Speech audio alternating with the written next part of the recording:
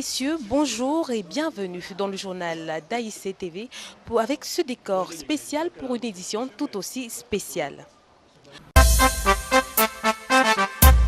À la une de cette édition de ce journal, Maître Yondo Black répond au ministre camerounais de la Justice dans l'affaire État du Cameroun contre Maître Lydia Neyoum. Nous sommes en direct de Douala, en la résidence de Maître Yondo Black, où il donne un point de presse.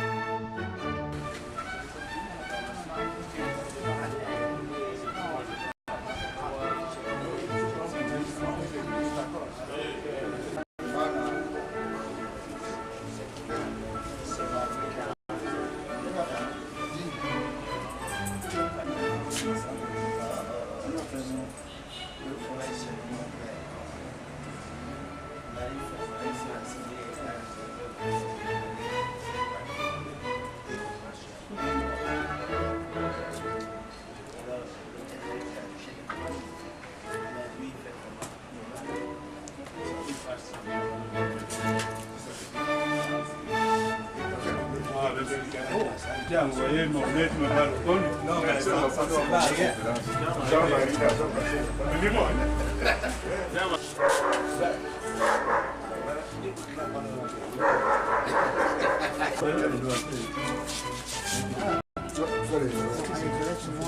J'étais pas vu. Comment tu vas?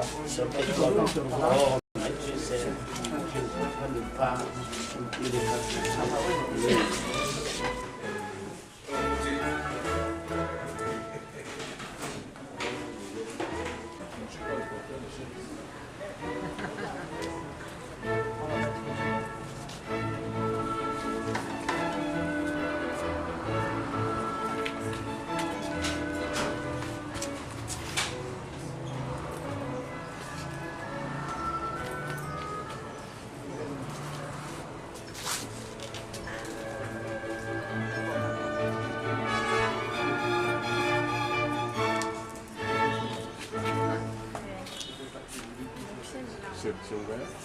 Notre porte cachée. C'est ça. On vous attendait là. On vous attendait là. Vous avez eu là.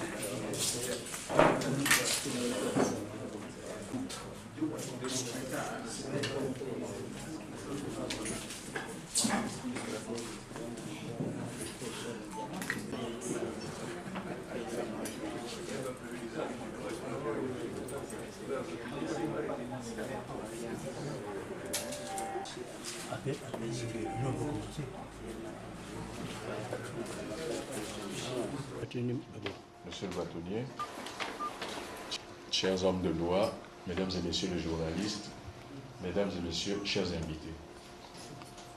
Après la chute du mur de Berlin et à la faveur des vents d'Est qui soufflaient, poussant littéralement le monde dans une nouvelle ère, Maître Yondo Black, ancien bâtonnier des avocats de l'Ordre des avocats du Cameroun, réussit à réunir autour de lui quelques camarades pour réclamer ensemble et de toutes leurs forces le retour au multipartisme politique ainsi que l'exercice effectif des droits et libertés individuels et collectifs. L'objectif visé par cet homme de loi et qui deviendra le combat de sa vie n'était autre que l'instauration d'un véritable état de droit au Cameroun. Nous connaissons la suite. Avec plus ou moins de bonheur, l'homme a mené le combat, allant même jusqu'à se faire violence en acceptant d'entrer dans l'arène pour montrer qu'on pouvait faire de la politique autrement. Il voulait alors que l'on retienne que l'essentiel demeurait dans la décision de prendre son destin en main.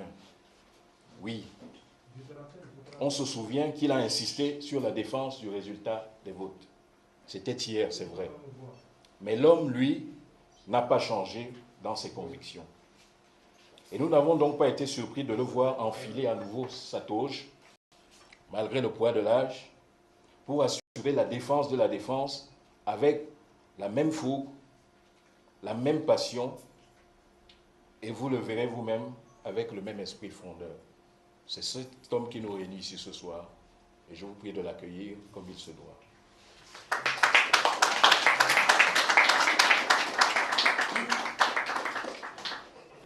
Lorsque notre chef d'État prend la décision d'assainir la situation financière et économique du pays par une gestion rigoureuse, nous étions de ceux qui ont applaudi des deux mains et qui ne demandaient qu'à l'accompagner dans cette démarche ô combien salutaire pour notre pays. Mais d'entrée, nous avions, faut-il le rappeler, quelques appréhensions à l'idée de voir instituer une juridiction d'exception pour connaître tous les écarts de comportement à l'occasion du maniement des fonds et de la gestion publique de notre pays. Cela n'a pas raté.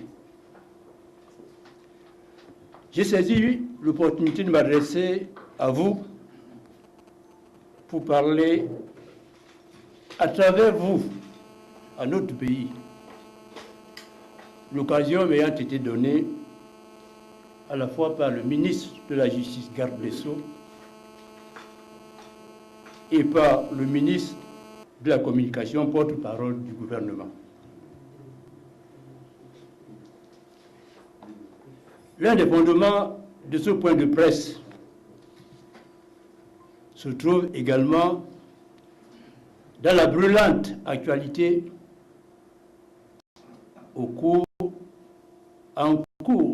à court même, au Burkina Faso, qui pendant plus d'un quart de siècle, on s'est enfermé sur des certitudes que la justice immanente est en train de démentir. Que ceux qui sont assis sur leurs certitudes pour prendre plaisir au malheur des autres, ils prennent garde. D'autant que ce tribunal spécial qui a condamné Maître Yen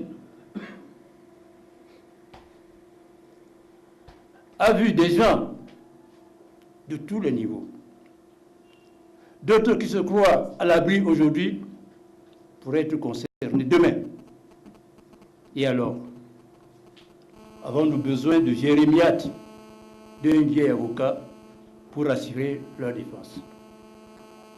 Et d'autres vraie justice et d'une vraie justice pour dire le droit que l'on refuse à d'autres.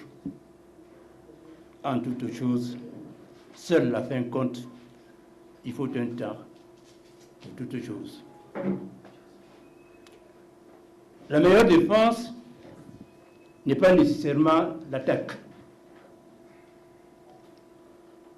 La sortie du ministre de la Justice, garde des Sceaux, au cours de la rencontre annuelle qu'il a initiée, le 2 octobre 2014, cette année, regroupant autour de lui les chefs de cour et de juridiction, lui donnant l'occasion de fustiger les avocats en leur absence. m'est apparue tout simplement indécente. Un dicton du pays d'Oc dit « Il ne faut pas se moquer de la peine du voisin, car la vôtre arrive le lendemain matin. » Nous avons, voyez-vous, dans mon intervention, je veux faire comme le ministre de la Justice, qui s'adressant à moi, parlait comme s'il n'était pas présent. Moi, m'adressant à lui, je sais qu'il n'est pas présent non plus. Mais je dis à monsieur le ministre que lui, vous et moi, monsieur le ministre, vous et nous sommes d'un pays où la contradiction dans tout débat se veut de règle. Un pays où même le criminel le plus redoutable, avant d'être condamné, a droit à la parole. Aussi, je me dois de vous dire, monsieur le ministre, que vous n'avez pas le droit, de parler de la sorte des avocats, surtout en leur absence, sans leur réserver un droit de réponse. Les avocats, un grand corps de l'État sudanais, dont il entre dans vos missions d'assurer la protection. Une protection sans laquelle son rôle social ne restera que lettre morte. La profession d'avocat est une profession libérale, indépendante, organisée et réglementée. Elle est soumise au respect de règles déontologiques et professionnelles strictes qui font de l'avocat un conseiller, un partenaire privilégié dans la défense des intérêts de ceux qui ont recours à lui pour la défense de leurs droits. L'avocat a une mission d'ordre public et concourt au service public de la justice pour offrir aux justiciables tous les services utiles visant à leur faciliter l'accès au droit et à la justice. Vous n'avez pas le droit, monsieur le ministre, de parler de l'avocat en termes de dérision, ni de l'opposer aux cours des tribunaux, comme s'ils étaient des adversaires. Nous ne rivalisons pas, nous avocats, avec les magistrats de connaissance. Nous sommes simplement un complément indispensable sans lequel une bonne justice ne serait rendue. Si vous êtes le conseil du gouvernement en matière judiciaire, vous avez aussi la charge, monsieur le ministre, d'assurer le fonctionnement des juridictions conformément aux règles de procédure édictées par la loi.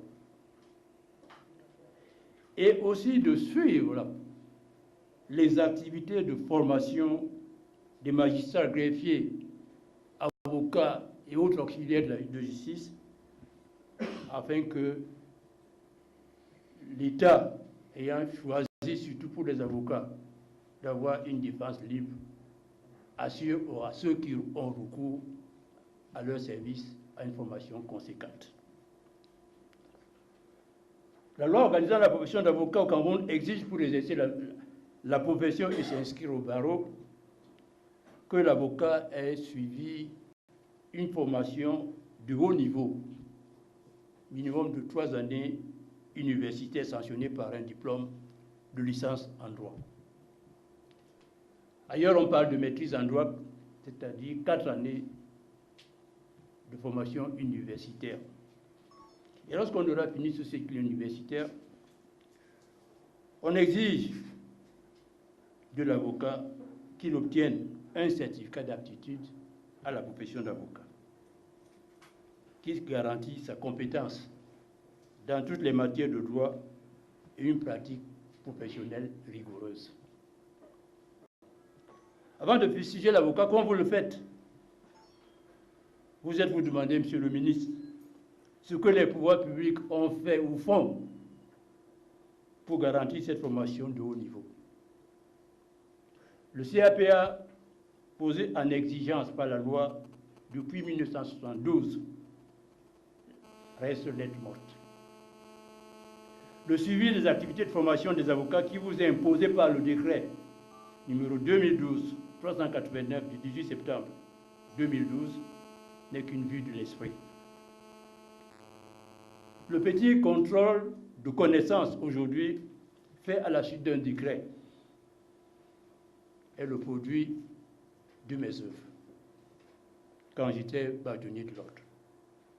Je l'avais en effet institué pour éviter que le barreau ne devienne une passoire qui héberge tous ceux qui, titulaires du diplôme minimum de licence en droit, sont en quête d'un emploi, une bourse de travail en quelque sorte. Si le ministre de la Justice que vous êtes peut caporaliser les magistrats du parquet, dont le caractère dominant reste la hiérarchie, la subordination, vous ne saurez le faire pour les magistrats du siège qui n'ont pour maître que leur conscience et leur expertise professionnelle. Encore moins pour les avocats qui exercent une profession libérale, indépendante, organisée, réglementée et soumise aux règles professionnelles déontologiques strictes.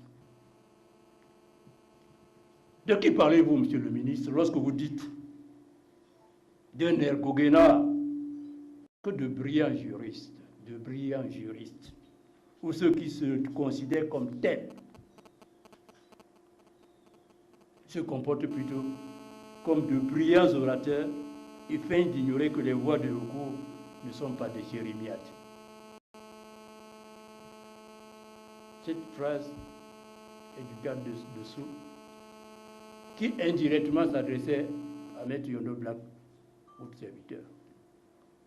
Pour ce qui nous concerne, nous ne sommes pas de la race des pleureuses. Nous exerçons un métier que vous soumettez par votre interventionnisme à toute épreuve. Et je me permets, monsieur le ministre, de vous dire que par vos propos, vous avez ouvert une brèche à la polémique, qui est loin d'honorer la fonction que vous incarnez par décret. Par décret et non par vos faits d'armes politiques.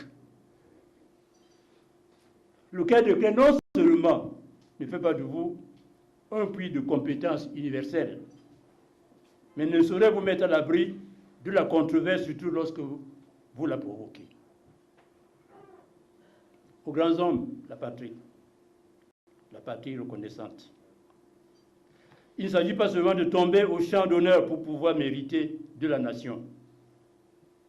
Être au service de l'État en le faisant avec amour, abnégation et en toute humilité pour l'intérêt de tous est également une voie qui mène au Panthéon. Par contre, dans les allées du pouvoir et vouloir y demeurer juste pour bomber le torse, ne permet pas de se hisser au rang de ces valeureux hommes et femmes devant mériter de la patrie.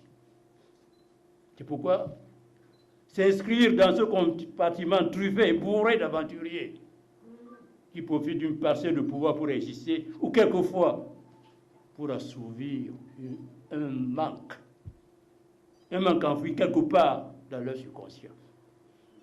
Et les psychologues ils décèlent la posture de faibles, des lâches qui, pour demeurer sous les feux de la rampe, parfois dans la jouissance et la luxure, sont prêtes à toute forme de compromission et à utiliser toutes sortes de subterfuges pour dissimuler des vérités qui mettraient à nu leur sordide manœuvre et manipulation. Un homme d'État, que dis-je, un vrai serviteur de l'État, ne s'embarrasse guère du sort réservé à sa petite personne et accepte volontiers la contradiction, même celle qui viendrait battre en brèche sa thèse ou sa position, pourvu que les choses avancent pour le plus grand nombre et que le règne de la justice et de l'équité soit préservé.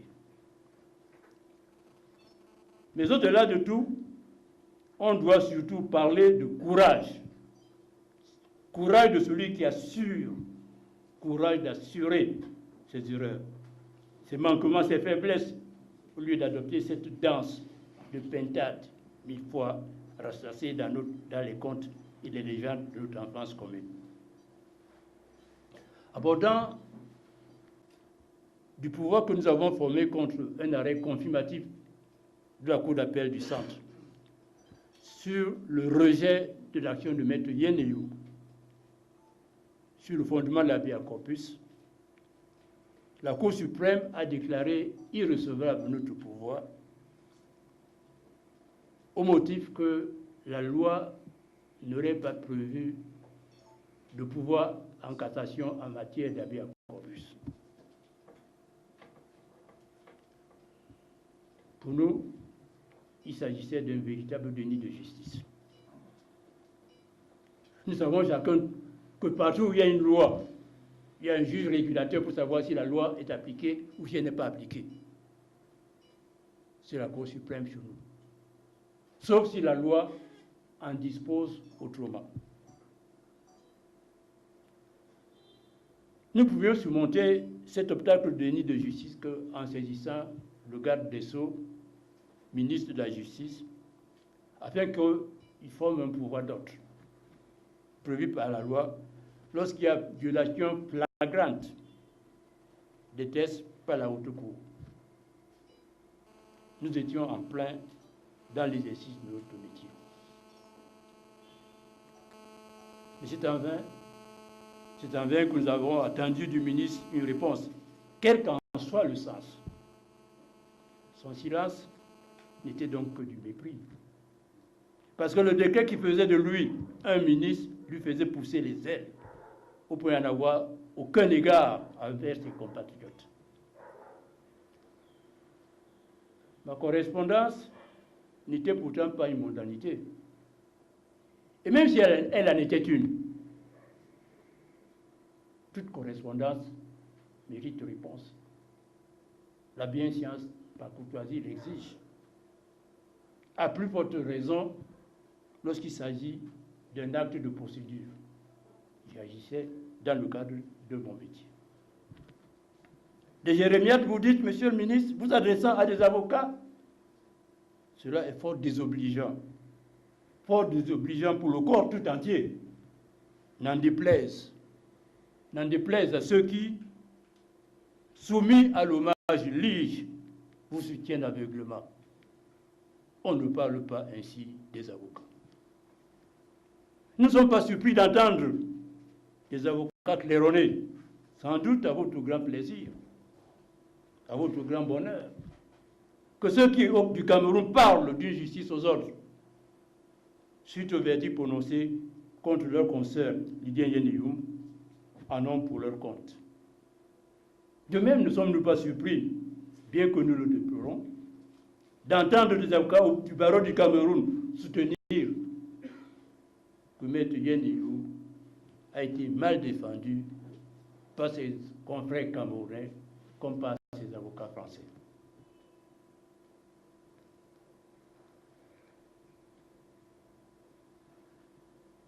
J'entends encore moins de l'organe d'un de ses confrères en mal de notoriété soutenir que les déclarations d'un des avocats de Maître Yen Eyou frisaient l'outrage à magistrat et qu'il semble normal que le ministre de la Justice s'en émeuve pour apporter un soutien aux magistrats et spécialement à ceux du tribunal criminel spécial qui ont fait leur travail. Ce confrère a tout simplement oublié que seul le magistrat qui préside l'audience dispose d'un pouvoir de police pour garantir la sérénité des débats. La police de l'audience doit-il se le tenir pour dit, n'est assurée et ne sera jamais assurée, ni par un avocat, encore qu'il n'est extérieur au procès, ni par le garde des Sceaux, dont une intervention intempestive pourrait s'interpréter comme une atteinte grave aux droits de la défense. Surtout que n'ayant pas assisté au débat, suivi en personne le cours du procès, il n'aura entendu qu'un son de cloche. Si le juge conserve une entière liberté d'esprit pour élaborer sa décision, il doit montrer exigence et rigueur dans l'examen résultant des preuves pour rendre un jugement résultant d'une application loyale du droit et d'une égale considération pour les explications des parties. La motivation doit, dans tous les cas, en rendre compte. Ses confrères, sollicités ou non, qui émettent des jugements de valeur à l'adresse de leurs confrères, alors et surtout qui n'ont pas assisté à aucune des audiences du procès, ont tout simplement oublié que l'avocat a le libre choix des moyens de défense et la forme dans laquelle il lui paraît opportun de les présenter. Que seul le juge, par sa décision, a pouvoir d'émettre publiquement à leur sujet un jugement de valeur. La critique en public par un avocat de la manière dont son confrère a assuré la défense des intérêts de son client est tout simplement anticonfraternelle et porte atteinte à l'amicus curiae que tout avocat est tenu de témoigner en toutes circonstances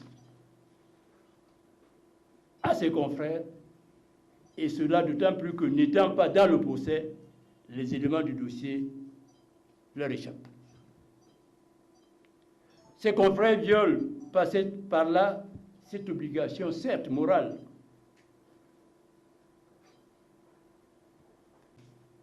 M. Kamé Foumou, ministre des Finances de l'époque, se sont prêtés à ce qu'on peut appeler un faux qui s'apparente à une escroquerie judiciaire, en faisant rendre par la Cour d'appel du littoral, le 8 août 2001, un arrêt dit contradictoire, homologuant une pseudo-transaction intervenue, sachant que si la cause était mise en délibéré après une intervention contradictoire des parties et de leur conseil qui se trouve être Maître Job d'un côté, Maître Yen Youm, Maître Job pour la Société Générale, Maître Yen Youm pour l'État, un fait nouveau est intervenu en cours du délibéré. La Société Générale, pendant que l'affaire était en délibéré, constitue Maître Mbiam, qui, pendant que l'affaire est en délibéré, remet 2 documents au président de la Cour. Maître Yen n'était informé de rien. Peut-être que Maître Job, avocat de la Société Générale, était au courant. Il s'agissait, en l'occurrence, d'un chèque valant quittance de règlement pour solde de tout compte. Et la deuxième pièce, c'était une copie d'une lettre du ministre des Finances adressée à la Société Générale, donnant main levée de la saisie, attribution que Maître Yen avait pratiquée. Ces documents, selon ceux qui sont habitués au droit processuel, ne devaient pas être pris en compte pour défaut de communication. Et le juge d'appel se devait soit de rabattre le